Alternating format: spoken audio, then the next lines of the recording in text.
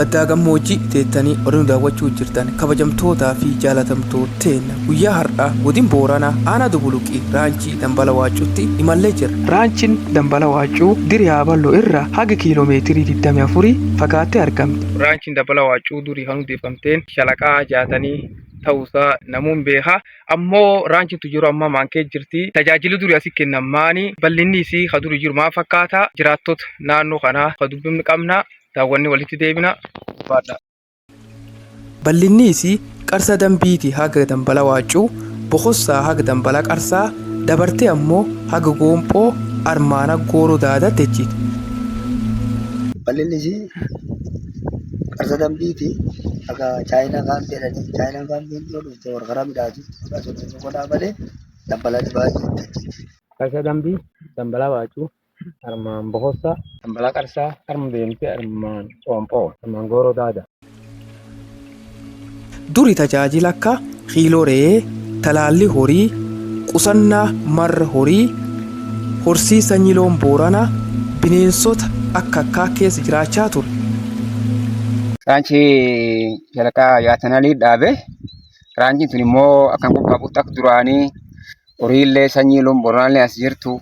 Akka tajaajila adda addaa akka talaalli horii, marga gabbisuu akkasitti hojjetanii fi marra horii magartaan kun marra horii asii qusatan. Akka akkuma agartan kana manneen amma jalaan mul'atan kun mul'uun durii man duraan ture tajaajila adda addaatti kennamu. Teelee kun seentarii kan daddu ture waan baay'ee hojjete teelee kun. Gandaan dura to'aa yaadanii kun qusannoo gandeettu Boqossaan Gooroo Daadaa. Gaalee gantiitti cuma jedhutti. Gandoota 6-7 asirraa kan naannoo kan jiran cuftuun ganda bishaan adda addaa akkeelee adda addaa jiru. Boottiin asii buuftii uummati lukaan dhufa si waraabbata. Bineensa dhodduun seenuu danda'anii kuchiin kee jirti. Harreen diidoo kee jirti. Turizimiillee taati. Durii tajaajila akka kan kennitullee wal dhabdee uummata irra kan ka'e waldaaleen raanchii kan irratti dhaaban diigamu. Akkasumas manneen asitti argaman cufaa qorqooroon irra buqqa'u mani caccabu dallaa dhabu jiraattonni kun bal'inaan dubbatanii jiran. Amma guddina dhagaamteeyyuu akkuma agartan kana manni sun tokkolleen qorqooroon qabu illee tokkolleen fankishinaalii ta'e hojii gubbaa jiru dallaan qabdu.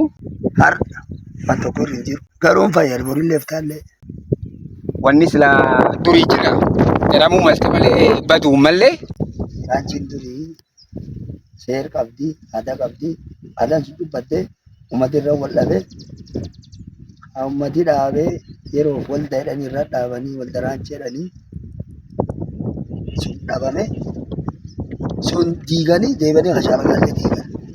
Irra wal dhabanii irra wal dhabaan irraa haatee amma akkuma haloo uummataati.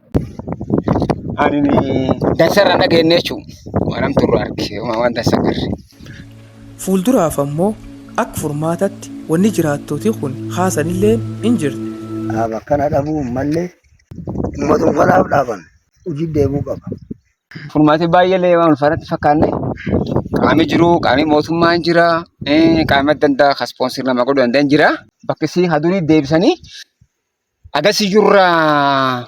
Modernize godhanii teknooloojii am jiru waliin faawundeeshinii shalqa yaatanii irratti xiyyeeffate fulaan tunini wanni lama yoo xiqqaatu godhamu qabdee dhiyaate. Tokkoffaa ijaarsi diigamee bakka deebuu qaba. Lamaffaa tajaajilli duraan jiru dabalataan deebuu qaba jechuudha. Yoo kan godhanii aniin gaa'ee dhiyaate. Daawwattootaa fi hordoftootteen qophiin teentaa guyyaa har'aa tan fakkaatti annami qophii tanaa isan biraan dhaqqabse Diidgeetoo Waariyooti. Horaa bulaa.